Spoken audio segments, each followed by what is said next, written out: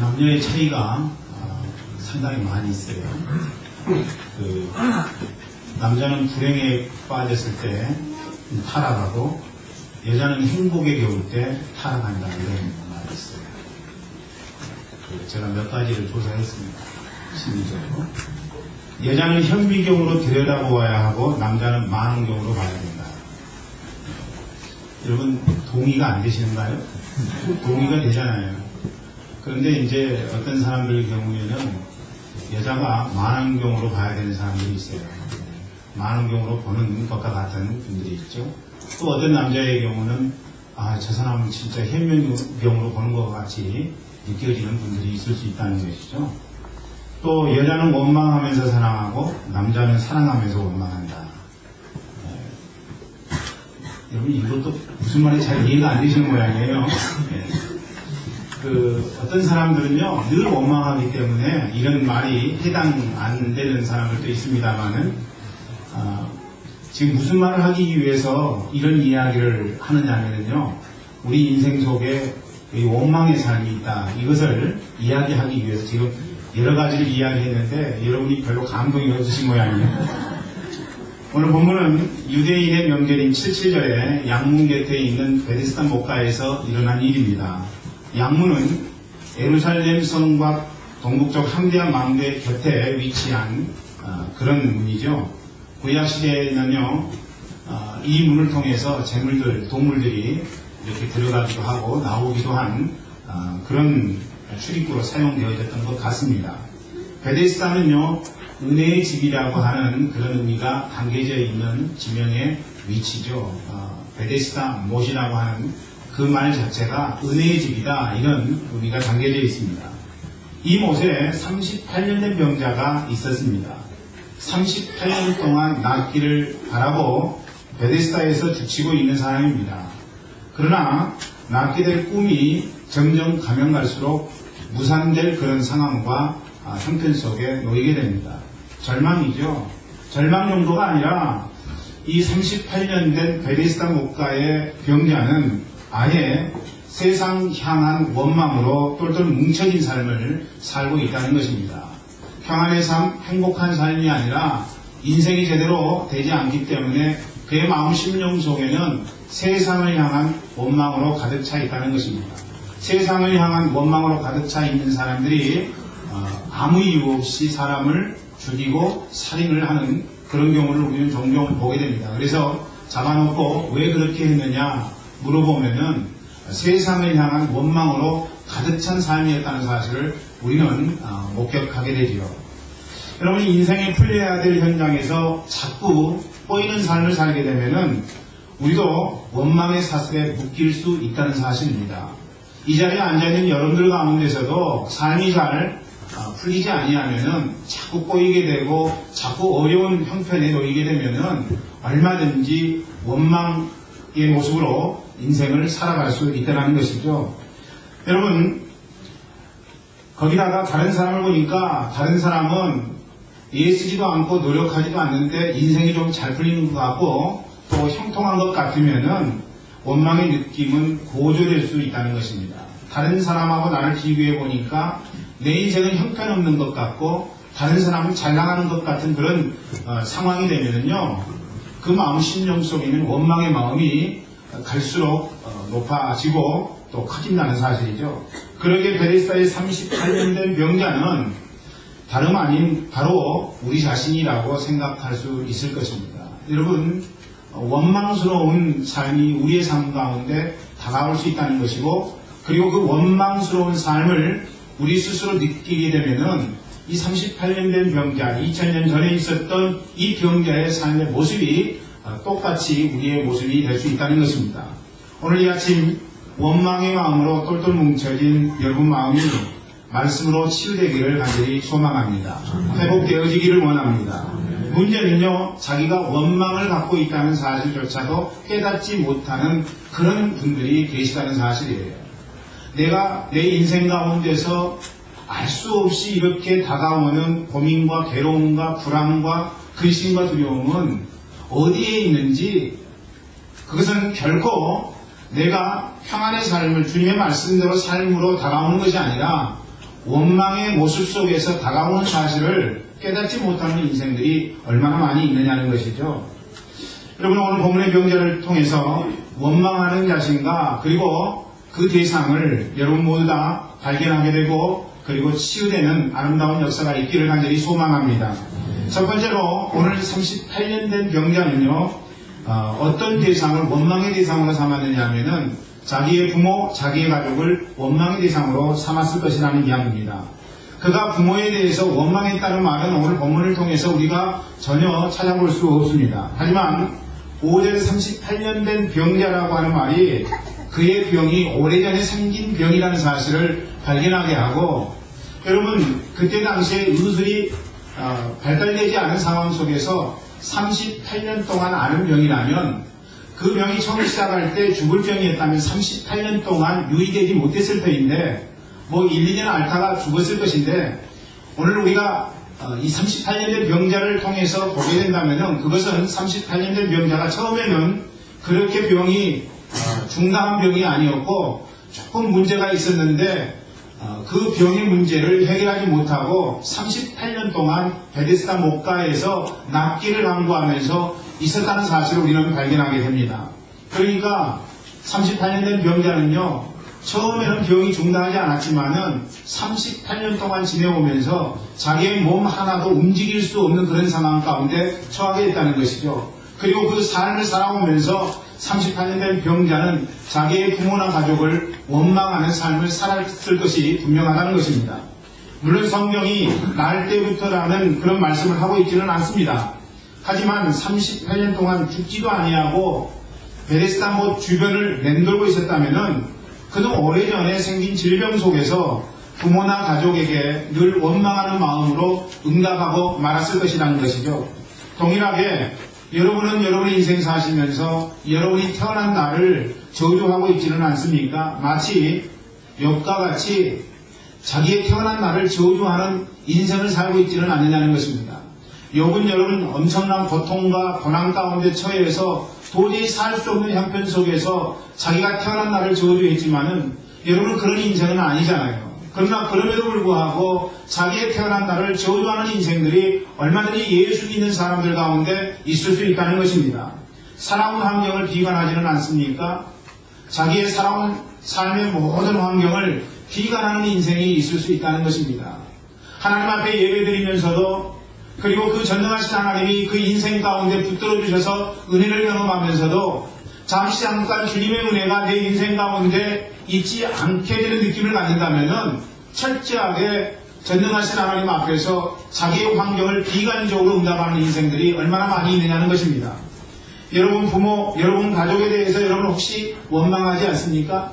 내가 이런 삶을 사는 것은 다 부모 때문이야, 다 가족 때문이야, 이런 생각 속에 사로잡혀 있다면 그런 인생 속에는요, 하나님의 은혜와 사랑이 임하지 않게 된다는 것입니다. 예수님께서 어느 날 나면서부터 눈먼 사람 하나를 만나게 됩니다. 제자들이 예수님께 그런 질문을 해요. 선생님, 이 사람이 눈 멀게 된 것은 누구의 죄 때문입니까? 본인 자신의 죄 때문입니까? 아니면 부모의 죄 때문입니까? 그렇게 물어보게 되죠. 여러분은 누구의 죄 때문이라고 생각하십니까? 남에서부터 소경된 자예요. 여러분 이게 쉽게 우리가 판정할 수 없는 인생의 앞부분의 문제입니다. 그가 누구 때문에 이렇게 눈멀게 태어났는가? 부모의 죄 때문인가? 아니면은 자신의 죄 때문인가? 여러분 그 질문을 들으신 예수님께서 이렇게 답하시게 되죠. 이 사람이나 그의 부모가 죄를 지은 것이 아니란다. 하나님께서 하시는 일을 그에게 드러나게 하시려는 것이다. 할렐루야. 여러분 소경으로 태어난 것은 다른 이유가 아니라는 것이죠. 그것을 통해서 전능하신 하나님, 인생을 붙드시고 함께해 주시는 하나님을 만나도록 하기 위해서, 그리고 그 만난 하나님 앞에 감사와 찬양의 영광을 돌리기 위해서 하나님께서 남에서부터 소경되게 하셨다. 우리 주님의 말씀이라고 하는 것입니다. 물론 현실은 고통이에요. 여러분 그렇지 않습니까? 만약에 여러분 우리 가운데 눈을 보지 못하는 사람이 있다면 그에게 하나님의 영광을 드러나게 하기 위해서 소경되게 하셨습니다. 이렇게 이야기한다면 그 소경이 얼마나 힘들어 하겠습니까? 나는 고통인데 이 사람은 말을 너무 쉽게 하는구나. 나는 매일매일이 전쟁이고 매일매일이 고통인데 이 사람 너무 쉽게 생각하는 것 아니야? 여러분, 이런 생각을 가질 수 있다는 것입니다. 여러분, 그렇습니다. 우리가 쉽게 이야기할 수 있지만은 그 고통의 당사자는 훨씬 더 말할 수 없는 아픔 가운데 처해 있다는 것입니다. 그럼에도 불구하고 우리가 하나님 앞에서 할 수 있는 이야기는요, 고통에는 하나님의 의도가 담겨져 있다고 하는 것입니다. 여러분, 인생을 사시면서 오늘 고통을 당하십니까? 괴로움이 여러분 마음 가운데 있습니까? 하거나건대 하나님 아버지께서 그 고통을 통해서 의도하는 바가 있다는 사실입니다. 고통에는 그래서 뜻이 있다고 이야기하고 있지 않습니까? 모든 일에는요, 아버지의 의도가 있는 법입니다. 아버지가 계획하신 일이 있고 아버지가 섭리로 역사하는 일이 있다는 것입니다. 하나님 아버지가 디자인하시고 설계하셨다는 것을 우리에게 말씀해주고 있다는 것이죠. 그래서 누가복음 15장에 보면은 탕자가 나오고 또 그보다 더한 탕자, 큰아들이 등장하는데, 여러분, 큰아들은 그런 아버지의 마음을 전혀 몰랐던 것 같습니다. 아버지의 마음을 몰랐다고요. 그래서 그는 아버지를 원망하게 되죠. 생각해보면은요, 이놈은 진짜 나쁜 놈입니다. 여러분, 강단 용어로는 적당하지 않지만은 그놈은 진짜 나쁜 놈이라고요. 왜냐면은요, 지금 부족한 것이 없는 사람이라고요. 큰아들은 부족한 것이 없는 거예요. 아버지 품에서 아버지가 주는 모든 것들을 다 누리고 즐길 수 있는 특권을 가진 사람이라고요. 그런데 원망하잖아요.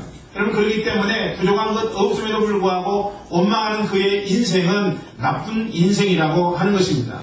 그런데 자기가 원하는 것 안 준다고 아버지를 원망하는 삶, 부족함이 없는데도 불구하고 여러분, 그렇게 원망이 있으니까 나쁜 놈인 것이 사실이죠. 여러분, 그는 욕심을 부린 거예요. 모든 것을 다 독차지하겠다고 하는 그런 욕심을 부린 것입니다.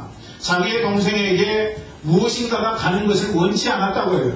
자기에게만 모든 것이 오기를 기대했던 사람이 여러분 바로 큰아들 아니겠습니까? 그래서 둘째 아들이 아버지 내 분깃을 주십시오 라고 이야기하고 그 분깃을 가지고 먼 나라로 떠나갈 때에 큰아들의 마음속에는 그 분깃 가지고 절대 돌아오지 말라는 그런 생각이 있었을 것입니다.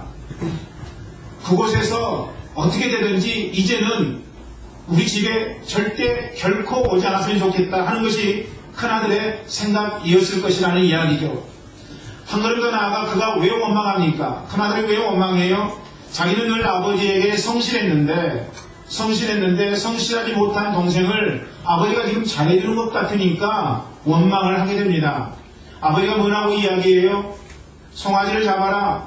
그리고 채석옷을 입히라, 반지를 끼우라, 잔치를 하자, 이렇게 이야기를 하니까 그 마음 가운데 어떤 마음이 들었어요? 나는 죽도록 아버지를 위해서 수고하고 애쓰고 고생했는데 이 아버지가 그런 내 마음을 모르는구나. 허랑방탕하게 모든 것을 다 소비하고 돌아온 저 동생을 잘해주는 것 보니까 아버지가 나를 사랑하지 않는 모양이구나. 이런 생각을 가졌다고 하는 것입니다.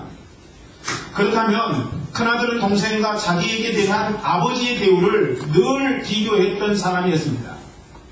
혹시라도 동생에게 잘해주면은 그것이 시샘이 났던 것이 이 큰아들의 삶의 모습이라고요. 진짜 아버지의 마음을 몰라도 너무나 모릅니다. 여러분, 탕자는 밖으로 나갔습니다. 자기의 재산, 자기의 분깃을 가지고 나갔어요. 그런데 이 탕자는 아버지의 마음을 알게 됩니다. 어떤 때 알게 돼요? 돼지 지역 열매를 먹으면서 그런 아버지의 마음을 알게 돼요. 어떤 아버지의 마음을 알게 돼요? 아버지의 품에는 풍성함이 있구나. 내가 이제 여기서 줄여죽게 되는구나. 내가 줄여죽지 아니하고 아버지 품에 가서 아버지에게 나를 하인으로라도 써달라고 이야기를 해야 되겠다. 여러분, 탕자는요, 돼지 지역 열매를 먹으면서 나를 붙들어 주시고 나를 맞이해 주실 것이라고 하는 아버지의 마음을 이해하고 깨달은 거예요. 인생의 선택 가운데 잘못된 선택을 하면서 그런 아버지의 품이 얼마나 생명과 풍성한 삶을 허락하시는 삶인가를 분명하게 깨달았다고요. 그래서 여러분 아버지의 품으로 돌아가게 되잖아요. 그게 아버지의 마음을 안 거예요. 그런데 큰 아들은요, 그렇지 아니했다는 것입니다. 아버지 마음 모르면은요, 원망하게 되어 있어요. 그렇지 않습니까? 우리가 신앙생활하지만은요, 하나님 아버지의 마음 알지 못하면은요, 신앙생활 하면서 얼마나 하나님 아버지에게 원망하는 뒤에 삶을 사는지 모릅니다. 여러분 혹시 그런 인생을 살고 계시지는 않는가요? 우리가 선택해야 될 것은요, 원망이 아니라 하나님 앞에서의 감사고, 그리고 기쁨이고, 그리고 전능하신 하나님 아버지를 높여드리는 것이라고 생각을 합니다. 여러분, 우리의 인생이 아버지의 마음 모르면요, 두려워하게 되어 있어요. 저는 여러분 모두 다 아버지의 마음을 깨닫고, 그래서 여러분의 인생 가운데 참으로 성실한 모습으로 응답하는 삶이 되기를 원합니다. 특별히 오늘 베데스다의 38년 된 병자처럼 이제 가족에게 원망하는 삶을 사는 것이 아니라 오히려 이런 환경, 이런 상황 속에서도 가족에게 늘 고마워하고 기뻐하는 모습으로 응답하는 복되고 아름다운 인생이 되기를 주의 이름으로 축원합니다. 두 번째, 38년 된 병자는요, 어떤 대상에게 원망을 했습니까? 여러분, 그는 지금 경쟁사회 속에 속해 있습니다. 여러분, 그렇기 때문에 38년 된 병자는요, 빨리 못에 들어가서 치유받고 나음을 입은 사람들을 원망했을 것입니다. 3절부터 5절 말씀 우리 같이 한번 읽어볼까요? 3절부터 5절입니다. 시작. 그 안에 많은 병자, 소경, 절뚝발이, 혈기 많은 자들이 누워 물의 동함을 기다리니 이런 천사가 가끔 못에 내려와 물을 동하게 하는데 동한 후에 먼저 들어가는 자는 어떤 병에 걸렸든지 낫게 되미더라. 거기 38년 된 병자가 있더라. 그렇다면 여러분, 지금 38년 동안 늘 다른 사람들이 치유받는 모습을 목격하면서 원망하는 삶을 살았다면은 그는 경쟁사회에서 뒤처진 사람이라고 우리는 생각할 수 있습니다. 뒤처진 원인을 못에 먼저 들어간 사람에게 둔다면은 그는 영원히 뒤처지고 말 것입니다. 패배자가 되어서 인생의 소망을, 내일의 안녕을 기약하기가 어렵게 된다는 것입니다. 자기 부족함을 먼저 보아야 돼요. 여러분, 내가 실패했을 때 그때 다른 사람을 향해서 원망의 태도를 취하는 것이 아니라 그때에는 내가 무엇 때문에 실패했는가, 자기의 부족함을 보아야 된다는 것이죠. 그럴 때 소망이 있게 되는 거예요. 여러분은 지금 이 순간 여러분의 부족함을 보십니까? 저는 그 부족함을 여러분들이 볼 수 있기를 원합니다. 그리고 그 부족함을 어떤 방식으로 해결해야 되는가? 여러분, 성경에 보니까 달란트 비유가 나옵니다. 어떤 사람에게는 1달란트 주고 어떤 사람에게는 2달란트 주고 어떤 사람에게는 5달란트를 주게 되죠. 1달란트 받은 사람이 5달란트 받은 사람을 부러워할 이유가 전혀 없습니다. 자기의 달란트를 가지고 최선을 다해서 일하면 된다는 것이죠. 그런데 이 땅에 살아가는 많은 사람들이 그렇지 않아요. 1달란트 가지고 5달란트 가진 사람을 바라보면서 부러워하더라는 것이죠. 여러분, 오늘 우리의 인생 속에서 하나님이 내게 주신 것만큼만 응답하면 저는 된다는 생각을 갖습니다. 다 똑같지 않아요. 어떤 사람에게는 1달란트 주는가 하면 어떤 사람에게는 2달란트 주고 어떤 사람에게는 5달란트 주는 거예요. 그런데 마지막 날에 주인의 평가는요, 그것 가지고 최선을 다했다면은 착하고 충성된 종아라고 하는 그런 호칭을 한다는 것입니다. 1달란트 받았던, 2달란트 받았던, 5달란트 받았던 주인이 이야기하는 그 이야기가 최고의 것이라고 생각을 해서 삶 가운데 주어진 그것 가지고 최선을 다하는 인생을 산다면 그런 인생을 우리 주인께서 착하다, 충성된다 이렇게 말씀해 주신다는 이야기입니다. 여러분, 그렇기 때문에 오늘 우리가 인생 살면서 다른 사람하고 나를 비교하면서 경쟁사회 속에서 잘 될 때에는 감사하고 잘 되지 않았을 때는 자기의 부족함을 보면서 자기가 회복할 수 있는 길을 선택하는 것이 지혜라고 하는 사실입니다. 오늘 38년 된 병자처럼 다른 사람을 바라보면서 원망하는 삶의 태도는 우리의 삶이 지향되어야 된다는 것이죠. 세 번째로는요, 7절에 보니까 그는 도와줄 사람이 없으라는 표현을 하고 있는데 여기서의 사람은요, 원어로는 친구를 의미하고 있습니다. 이로 보아서 그에게는 친구가 그리고 이웃이 원망의 대상이 되었던 것이 분명합니다. 친구가 왜 자기를 도와야 되는가? 그리고 왜 친구가 원망의 대상이 되어야 되는가? 나를 도와주지 않았기 때문이라고 이 38년 된 병자는 생각하고 있었다는 것입니다. 어쩌면 지붕을 뚫고 예수님 앞에 자기의 친구를 끌어내린 중풍병자의 내 친구 이야기를 이 38년 된 병자가 들었기 때문에 그런 생각을 가진 것은 아닌가, 이런 마음도 가져봅니다. 그러나 여러분이 아셔야 될 것은요, 자신이 먼저 친구가 되지 아니하면은 그런 인생에게는 참된 친구가 있을 수 없다고 하는 것입니다. 그리고 인생의 위기에 도와줄 친구 또한 없게 될 것이라는 것입니다. 이와 같은 38년 된 병자는 도와줄 친구가 없었음을 원망했습니다. 여러분이 해야 될 작업은 뭐냐면은 친구가 없다가 아니라 나는 과연 그 사람의 참된 친구가 되었는가, 이 작업이라고 해요. 그래서 선한 사마리아인의 비유를 통해서 우리 주님께서 가르쳐 주신 것은 뭐예요? 이 땅을 살면서 내 친구는 어디 있는가? 친구를 찾지 말라는 거예요. 무엇을 찾으라는 거예요? 나는 그 사람에게 참된 친구가 되었는가? 내가 해주어야 될 일은 무엇인가? 이것을 생각하라고 하는 것이 주님이 우리에게 주시는 말씀 아니겠느냐는 것이죠. 그런 그에게 예수님 다가오셨어요. 그리고 뭐라고 말씀하십니까? 내 자리를 들고 걸어가라. 그렇게 말씀하십니다. 그렇게 말씀하신 주님의 의도는 어디에 있을까요? 원망을 거두라고 말씀하신 것은 아닐까요? 삶 가운데 있는 원망을 이제는 더 이상 하지 말고 네 자리를 들고 걸어가라. 이렇게 주님이 말씀하신 건 아니겠는가? 다른 사람에게, 다른 존재에게 문제의 원인을 두고 자신은 정당한 것으로 생각하는 인생에겐 그래서 하나님의 역사, 하나님의 권능이 체험될 리가 없다는 것입니다. 있을 수가 없는 일이에요. 있을 수가 없습니다. 어떤 상황 속에서도 원망이 아닌 하나님을 바라보며 하나님 안에서 하나님이 주시는 은혜를 누리고 사는 삶, 그런 삶이야말로 행복한 삶이 아닐까, 그런 생각을 갖습니다. 여러분 모두 주신 것만큼 누리고 감사하는 은혜가 있기를 주의 이름으로 간절히 축원합니다. 그렇다면 이제 우리 인생 살면서 원망의 삶에서 벗어날 방법은 없는가? 우리는 그런 질문을 할 수 있습니다. 있습니다. 원망으로부터 탈출한 삶을 살기 위해서는요, 첫째로 여러분 현상을 보지 말고 현상의 이면에 있는 보이지 않는 것을 볼 수 있어야 된다는 것입니다. 어떤 사건이 벌어져요. 그런데 그 사건 속에 우리가 묻어가는 것이 아니라 그 사건 이면에 있는 놀라우신 하나님의 뜻과 하나님의 그 의도를 알아차리는 것, 그것이 우리의 삶 가운데 필요하다는 것입니다. 왜냐하면요, 현상 이면에 있는 것이 현상보다 더 근본적이기 때문에 그렇습니다. 우리는 우리의 시야 속에 보이는 것, 그것이 다인 줄 알고 있지만은 그렇지 않다는 것입니다. 이 세상을 누가 창조하셨다고 성경이 이야기하고 있습니까? 태초에 하나님이 천지를 창조하셨다고 이야기하고 있습니다. 여러분, 이 하나님과 함께 계신 분이 누구입니까? 바로 예수 그리스도 아니겠습니까? 태초에 말씀이 계시니라. 이 말씀이 하나님과 함께 계셨으니 이 말씀은 곧 그리스도라. 이렇게 이야기하잖아요.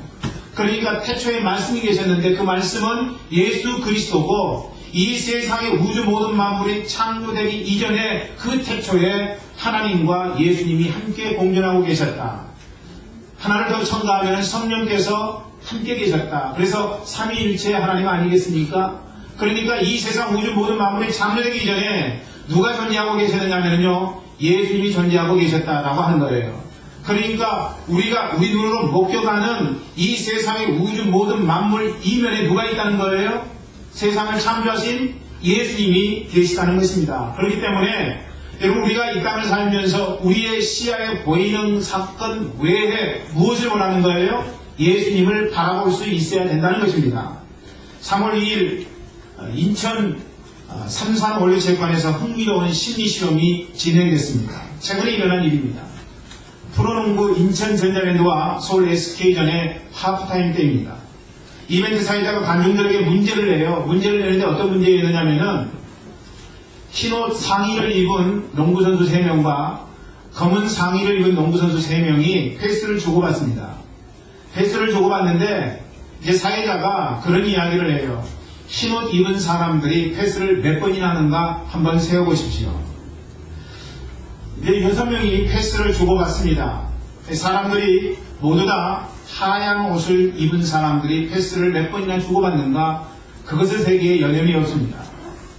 그리고 6명이 패스를 하는 동안에 고릴라 복장을 한 사람이 어슬렁어슬렁 농구장 코트를 지나가게 됩니다. 관중들은 과연 이 고릴라를 볼 수 있겠는가, 이것이 사회자가 의도한 것이었습니다.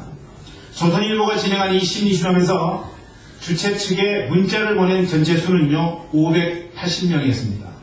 그 중에 여러분 아무것도 보지 못했다 이렇게 생각한 사람이 315명이나 됐습니다. 그러니까 과반수를 넘는 거죠.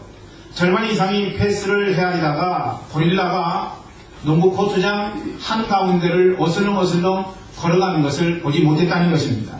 뭔가를 봤다는 265명 중에 고릴라라고 정확하게 맞힌 사람은 205명에 불과했다는 것이죠. 이 실험은요, 인지심리학자인 크리스토퍼 차브리스 유니언 칼리지대 교수하고 데니얼 사이먼스 일루이대 교수가 하버드대 심리학과 건물에서 1999년도에 했던 실험을 그대로 한 것입니다. 그때도 상황과 환경은 동일하게 했습니다. 각각 흰 옷과 검은 옷을 입은 남자 3명씩이 패스를 주고받고, 그리고 하얀 옷을 입은 사람들이 패스를 몇 번이나 주고받는가를 세라고 하는 그런 조건이었습니다. 그리고 고릴라 의상을 입은 학생이 9초 동안 농구장 코트를 이렇게 어슬렁어슬렁 기어다닙니다. 심지어는 그 고릴라 의상을 한 친구가 카메라에 대고 자기의 가슴을 치면서 이렇게 반영되는 것도 보여줬습니다. 그런데도 동영상을 본 사람들은 과반수를 넘지 못했다는 것입니다. 고릴라가 코트장에 들어왔다는 사실을 알아차린 사람은 반수가 되지 않았다는 것이죠. 여러분, 이렇게 사람들은 보고 싶은 것만 보려고 합니다. 광고도 마찬가지예요. 광고도 자기 듣고 싶은 것만 듣더라고요. 그러니까 제가 예수고 광고했는데 광고 못 들었는데요, 이런 사람들이 종종 있더라는 것이죠. 그러니까 자기가 필요 없는 것은 사람들이 그냥 듣지 않아 버리는 거예요. 제가 광고합니다. 광고하는데 여러분 잘 들으세요. 항상 광고도 굉장히 중요한 거예요. 어찌됐든 자기가 보고 싶은 것만 본다는 것이죠. 그러면서 모든 것을 다 모았다고 믿는다는 거예요. 엉뚱한 장소에 지금 고릴라가 나타났음에도 불구하고 농구공 패스에 열심히 나머지 고릴라를 보지 못했다는 것입니다. 우린 눈에 보이는 것이 얼마나 큰 착각이나 오류를 야기시키는가에 대한 좋은 설명이라고 저는 생각을 합니다. 마찬가지예요. 여러분, 이 땅을 살면서 육신의 사람은 육신의 것만 보기 마련이에요. 사랑하는 형제 자매 여러분, 여러분은 육신의 사람입니까? 아니면 영적인 사람입니까? 물론 예수님을 만나지 못한 세상 사람들, 자연인은 말할 것도 없습니다만은 오늘 예수님을 만났다고 고백하면서도 육신적으로 인생을 살아가는 사람들이 많이 있다고요. 그런 사람들은 바로 꼭 육신의 것만 보게 되더라는 것입니다. 여러분들은 모두 다 영적인 사람들입니다. 그러므로 저는 여러분들이 영적인 사람이기 때문에 보이지 않는 세상을 볼 수 있는 영안이 열리는 아름다운 하나님의 백성이 되기를 주의 이름으로 축원합니다. 베데스다의 병자가 가진 문제는요, 자기 몸의 현상만을 바라보았어요. 현상만을 바라보았습니다. 자기 몸의 현상만을 바라보니까 치유될 수가 없었던 거예요. 나음을 입을 수가 없었던 것입니다. 그리고 물이 갈라지는 것만을 그는 바라보았습니다. 저 물속에 내가 들어가야 되는데, 저 물속에 내가 들어가야 되는데, 이런 생각만 했던 거예요. 이것이 그 인생의 전부였다는 것입니다. 그러니까 다른 것을 볼 수 없었던 거예요. 심지어는 예수님께서 38년 된 병자의 눈앞에 서 계시는데도 그가 전능하신 하나님이요 세상을 창조하신 하나님이라는 사실을 전혀 깨닫지 못했다는 것입니다. 저는 우리 교회 모든 성도들이 삶 이면의 것을 볼 수 있는 영안이 열리기를 간절히 소망합니다. 그럴 때 우리는요, 원망의 삶으로부터 탈출하는 삶을 경험하게 되는 거예요. 여러분 모두 따라서 한번 해보시기 바랍니다. 모든 것 이면에 있는 뜻을 발견하세요. 모든 것 이면에는요, 뜻이 있어요. 뜻이 있어요. 그것이 하나님의 뜻이든 아니면 내 인생대로 깨닫게 하라고 하는 그런 가르침이든 뜻이 있다는 거예요. 그러니까 우리가 어떤 사건이 벌어지게 되면은 그 사건만 바라보지 말라는 거예요. 그 사건 이면에 있는 그런 뜻을 알아차릴 수 있는 인생이라면 그런 인생은 복된 인생이 될 수 있다는 것이죠. 여러분 앞에 좌우에 계신 분들에게 한번 그 말씀 이야기해 보세요. 모든 것 이면에 있는 뜻을 발견하세요. 앞에 옆 사람에게도 이야기하세요. 모든 것 이면에 있는 뜻을 발견하세요. 둘째로 여러분, 우리가 우리의 삶 가운데 있는 원망의 삶을 탈출하기 위해서 선택해야 될 것은 뭐냐면은 지금의 나는 하나님 역사의 결과물이므로 원망할 만한 것을 뛰어넘는 믿음의 고백으로 하나님을 붙잡으라고 하는 것입니다.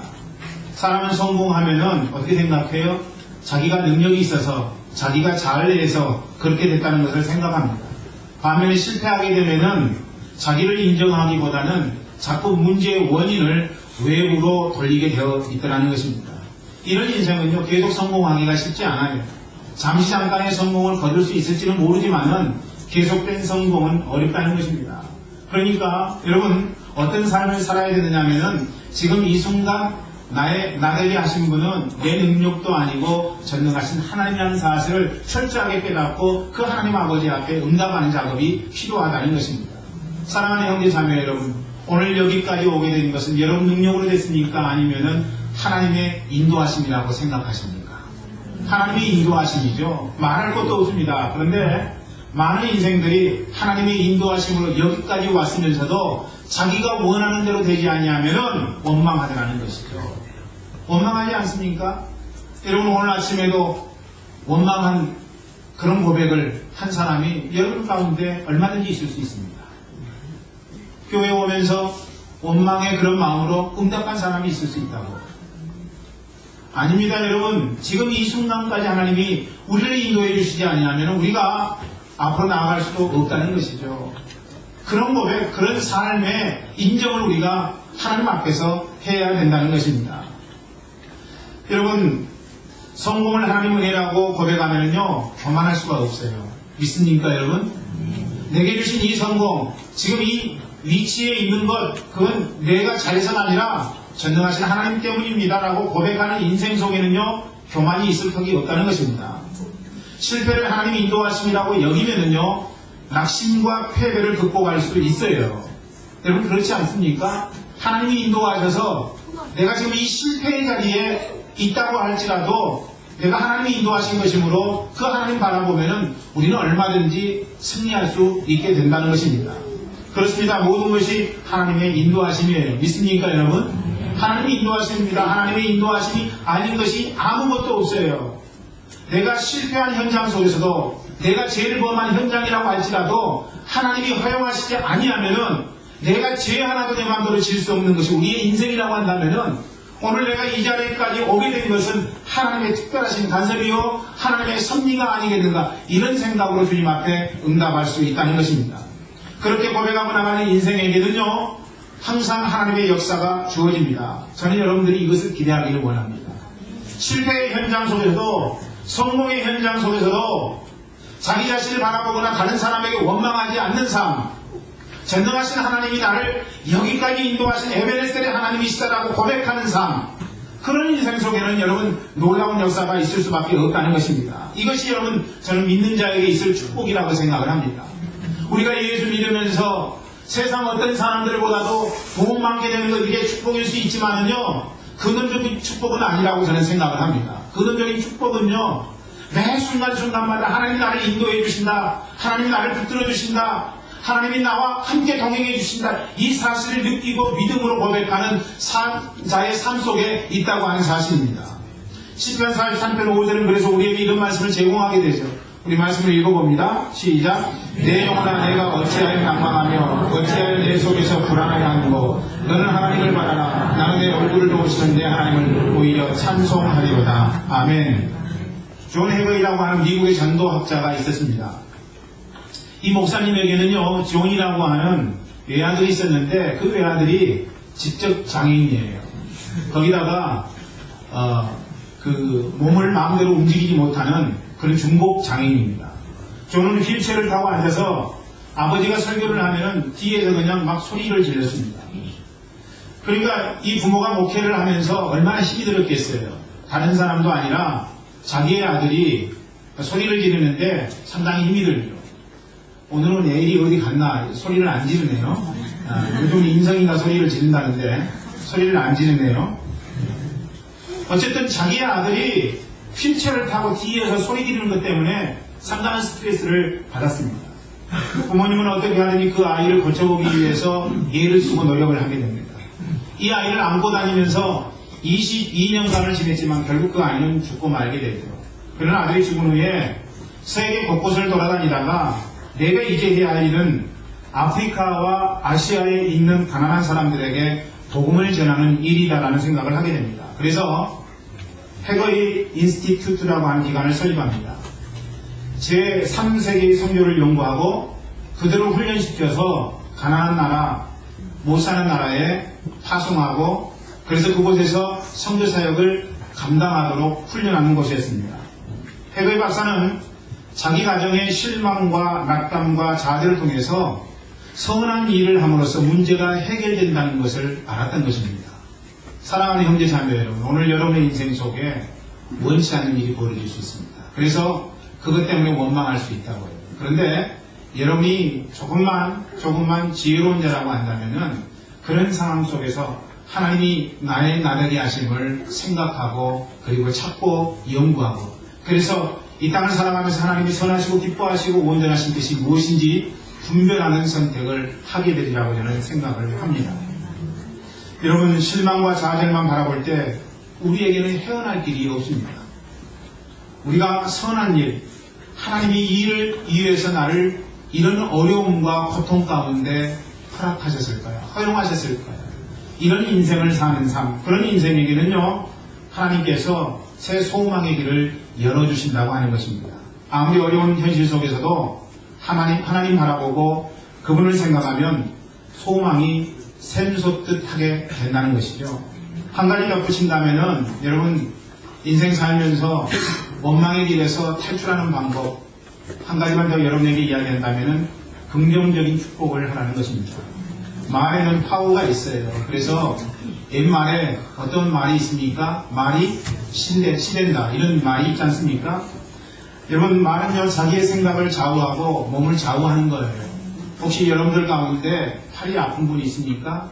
그러면은 나를 위해서 수고했다, 애썼다, 너의 수고를 안다 이렇게 말을 해보세요. 아 이놈의 팔이 항상 문제야 이렇게 이야기하지 말고요. 너 때문에 내가 모든 일을 감당할 수 있어서 수고했다 이렇게 이야기해 보시라는 거죠. 여러분 발이 문제예요? 그러면은 그 발에다가 여러분 손을 대고요 이야기해 보세요. 발아 나를 안전한 곳으로 항상 인도하느라고 고생 많았다. 내 무거운 몸을 항상 네가 애쓰고 수고함으로 다른 곳까지 잘 이렇게 갈 수 있었다. 고맙다. 감사하다. 여러분 이렇게 이야기해 보시라는 거예요. 여러분 배가 아플 때 아 이놈의 배는 시도 때도 없이 배 아프다 이렇게 이야기하지 말고요. 여러분 칭찬해 보세요. 축복해 보시라는 거예요. 나만 칭찬하고 축복할 것이 아니라 긍정적인 축복을 내가 만나는 사람들에게도 해보라는 것입니다. 원망의 태도가 아니라 축복하는 긍정적인 삶을 통해서 여러분 우리의 인생은요 더 행복해질 수 있다는 거예요. 그래서 성경은 우리의 혀를 키라고 이야기하고 노라고 이야기합니다. 모든 것을 열 수 있는 키가 되고 그리고 배를 앞으로 잘 나가게 하는 노가 된다는 것이죠. 그래서 저는 여러분들이 원망하지 말고 축복하는 삶의 태도를 갖기를 소망합니다. 아멘. 오늘의 말씀을 다 전했어요. 원망의 삶으로부터 우리가 탈출하기 위한 방법이 세 가지입니다. 첫째는 뭐예요? 현상 이면에 있는 것을 볼 수 있어야 된다는 것입니다. 두 번째로는요, 어떤 삶의 결과도 하나님의 역사가 아니면은 이루어질 수 없다는 사실. 여러분 그것이 내가 원치 않는 일이라고 할지라도 하나님이 역사하지 아니하면 내게 허용될 수 없다는 사실을 생각하고 하나님 능력을 바라보라고 하는 것입니다. 다시 말하자면은 삶 속에서 지난번에 제가 말씀드린 것처럼 절대 감사를 통해서 하나님 앞에 영광 돌리라고 하는 거예요. 세 번째로는 원망 대신에 긍정적인 축복을 하라는 것입니다. 이 삶이 여러분을 원망의 삶에서 탈출시키는 원동력이 되기를 주의 이름으로 간절히 축원합니다. 오늘 함께 예배드린 처음 교회를 방문한 영혼마다 주께서 놀라우신 능력과 권세로 붙들어 주시고 저들의 인생의 발걸음이 늘 여호와를 향해서 응답하는 발걸음이 될 수 있도록 주님 축복해 주시옵소서. 자비로우신 하나님 아버지, 삶 속에 여러 가지 환경과 어려움들 속에서 전능하신 하나님을 바라볼 수 있도록 도와주시고 그렇게 주님 앞에 살리라고 고백한 지금부터는 우리 주 예수 그리스도의 놀라우신 은혜와 아버지 하나님의 크신 사랑하심과 성령의 감화 내주 충만하심이 주의 귀한 백성들 머리 위에, 가정 위에, 사업 위에, 직장 위에, 공부 위에 지금부터 영원토록 함께 계시기를 간절히 축원하옵나이다.